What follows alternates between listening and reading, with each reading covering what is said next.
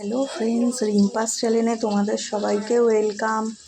আমি আজকে চলে এসেছি একটা মটনের রেসিপি নিয়ে। দেখো, এখানে আমি মাংসটাকে ভালো করে ধুয়ে নুন হলুদ আর সর্ষের তেল মাখিয়ে আধা ঘন্টা রেখে দিয়েছিলাম। তারপরে ওটাকে এখন প্রেসারে সিটি দিয়ে নিয়েছি। এদিকে দেখো, আলুটা ভেজে নিচ্ছি, নুন হলুদ দিয়ে আলুটাকে ভেজে নিচ্ছি। দেখো, এখানে আমি ফোড়নে দিয়ে দিয়েছি গোটা গরম মশলা, তেজপাতা, গোটা জিরে আর শুকনো লঙ্কা। এবার দিয়ে দেবো এর মধ্যে পেঁয়াজ কুচি। দেখো, এখানে টমেটো কেটে দিয়ে দিয়েছি আর পেঁয়াজ কুচি দিয়ে এটাকে ভালো করে একটু নুন দেবো, দিয়ে ভেজে নেব। দেখো, এখানে নুন দিয়ে দিলাম। এবার দিয়ে দেবো একটু চিনি। এখানে চিনি দিচ্ছি অল্প একটু চিনি আর নুন দিলাম, দিয়ে এটাকে একটু হালকা বাদামি করে ভেজে নেব। হালকা বাদামি হলে তারপরে এবার দিয়ে দেবো এর মধ্যে বেটে রাখা মশলাটা।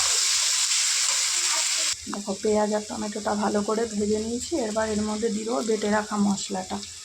এর মধ্যে আছে আদা, রসুন, কাঁচা লঙ্কা, শুকনো লঙ্কা।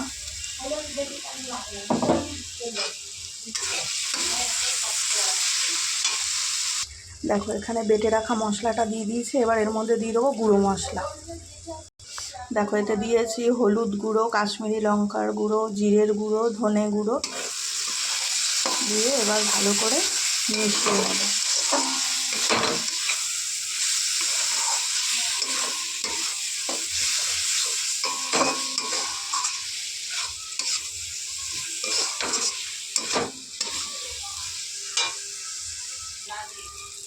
দেখো, মশলা দিয়ে তেল ছেড়ে দিচ্ছে।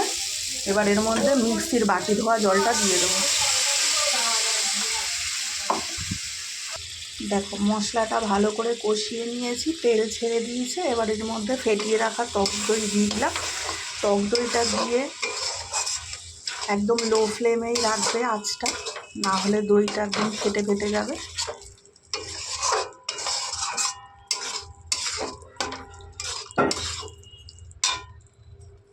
দেখো, দই দিয়ে ভালো করে কষিয়ে নিয়েছি।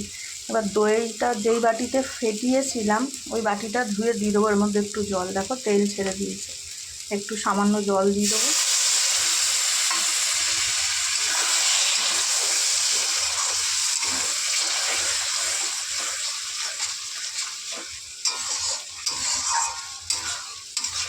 আর একটু ভালো করে কষিয়ে নিয়ে এবার মাটনটা দিয়ে দেবো এর মধ্যে। দেখো, কিছুটা মাংস দিয়ে আগে কষিয়ে নিচ্ছি।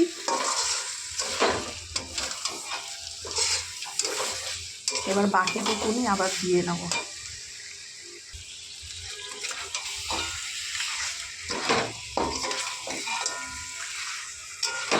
দেখো, এবার মাংসটাকে ভালো করে কষিয়ে নেব।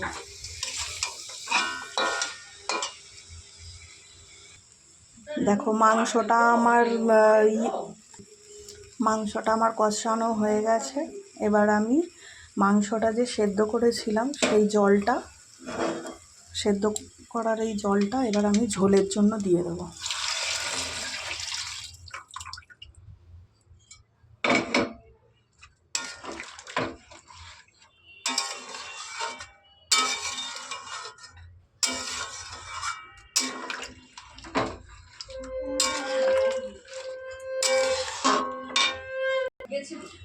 দেখো, আমার মাংসটা প্রায় রেডি হয়েই এসছে।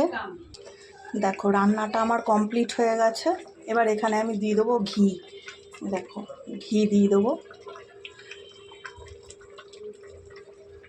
অল্প একটু ঘি দিয়ে দিলাম। এবার এর মধ্যে একটু গরম মশলার গুঁড়ো দেবো। দেখো, এবার দিয়ে দিচ্ছি গরম মশলার গুঁড়ো।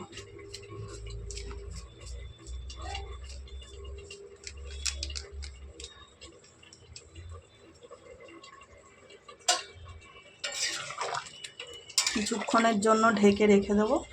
রান্নাটা আমার রেডি হয়ে গেছে। এভাবে একবার বানিয়ে খেয়ে দেখো, আশা করি তোমাদের ভালোই লাগবে। আমার রান্নাটা যদি ভালো লাগে চ্যানেলটা সাবস্ক্রাইব করে দিও আর একটা লাইক দিয়ে দিও। টাটা বন্ধুরা, বাই।